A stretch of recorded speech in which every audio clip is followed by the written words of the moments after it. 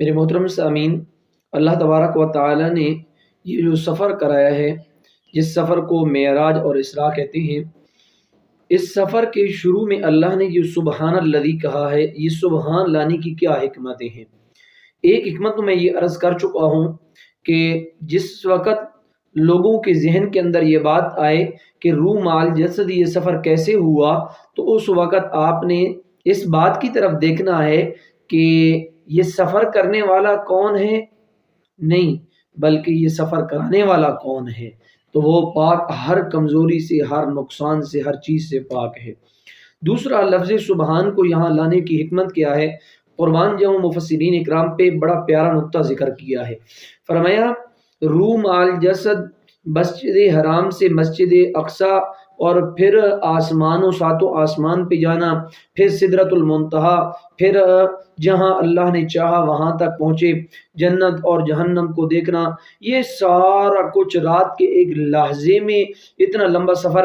جب یہ سفر ذکر کیا جائے گا تو ہو سکتا ہے کسی کے ذہن میں یہ بات آئے کہ اس سے تو معلوم ہوتا ہے کہ رسول اللہ صلی اللہ علیہ وسلم کے اندر بھی خدائی صفات ہیں، پھر تو رسول اللہ اللہ کے شریک ہیں۔ تو اللہ نے فرمایا سبحان الذی اسری بعبدی، بڑی پاک ہے وہ ذات جس نے سیر کرائی اپنے خاص بندے کو۔ یعنی اللہ نے اس بات کی طرف اشارہ کر دیا، کائنات والو یہ نہ سمجھنا کہ محمد الرسول اللہ نے رات کے ایک لحظے میں اتنا لمبا سفر کیا ہے اور بہت کچھ دیکھا ہے تو یہ اللہ کے شریک ہیں۔ نہیں نہیں، سبحان میں اللہ کی ذات شریکوں سے، وزیروں سے پاک ہے، میرے ساتھ کسی کو شریک نہیں کرنا۔ اور تیسری حکمت علماء کرام نے یہ ذکر کی ہے کہ جہاں انسان کی طاقتیں ختم ہو جاتی ہیں وہاں پر اللہ تبارک و تعالی لفظ سبحان ذکر کرتے ہیں۔ جیسا کہ اس 17ویں پارے میں اللہ نے حضرت یونس علیہ السلام کا ذکر کیا تو وہاں پر حضرت یونس کی دعا کا تذکرہ ہے۔ فرمایا وَظَنُّونِ إِذْ ذَهَبَ مُغَاضِبًا فَظَنَّ أَن لَّن نَّقْدِرَ عَلَيْهِ فَنَادَىٰ فِي الظُّلُمَاتِ أَن لَّا إِلَٰهَ إِلَّا أَنتَ سُبْحَانَكَ۔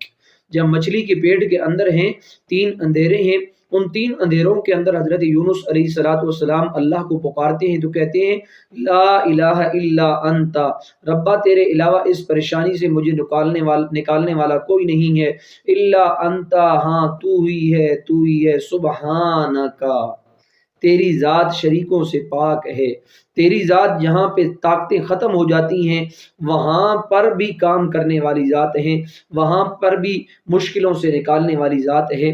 تو معلوم ہوا جہاں انسان کی طاقت ختم ہو جاتی ہے وہاں پر بھی لفظ سبحان ذکر کیا جاتا ہے۔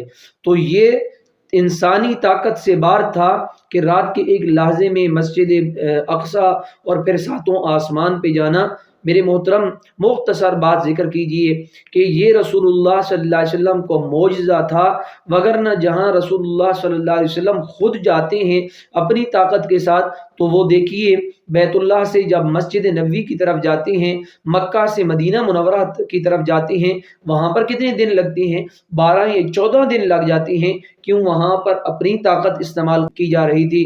جہاں اللہ تبارک و تعالی لفظ سبحان ذکر کرتے ہیں اس سے معلوم ہوتا ہے وہاں پر انسانی طاقت نہیں بلکہ کس کی طاقت شروع ہو جاتی ہے؟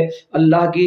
تو اللہ قدرتوں کا بادشاہ ہے، طاقت وار ذات ہے، وہ تو فعال لما یرید ہے، تو وہ لازم میں اپنے محبوب پیغمبر صلی اللہ علیہ وسلم کو اتنی سیر کرانے پر بھی قادر ہے۔